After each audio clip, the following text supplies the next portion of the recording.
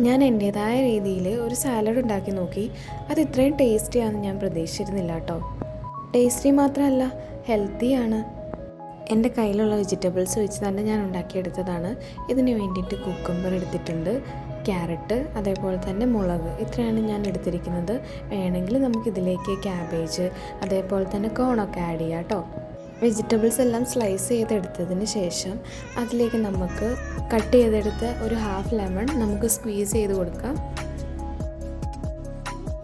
Lemon add ചെയ്തതിന് ശേഷം നന്നായിട്ട് മിക്സ് ചെയ്ത് കൊടുക്കണം.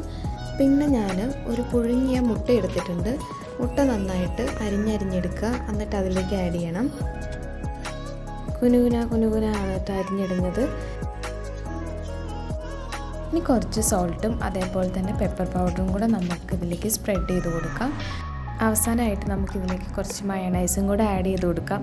മയണൈസ് ഓപ്ഷനിലാണ്, വേണമെന്നുണ്ടെങ്കിൽ നമുക്ക് യോഗേർട്ട് ആഡ് ചെയ്ത് കഴിക്കാം. നന്നായിട്ട് മിക്സ് ചെയ്തെടുത്തതിന് ശേഷം സൂപ്പർ ടേസ്റ്റി ആയിട്ടുള്ളൊരു സാലഡ് റെഡി ആയിട്ടുണ്ട് കേട്ടോ. അപ്പോൾ വീഡിയോ ഇഷ്ടപ്പെടുകയാണെങ്കിൽ ഒന്ന് സബ്സ്ക്രൈബ് ചെയ്തേക്കണം. താങ്ക്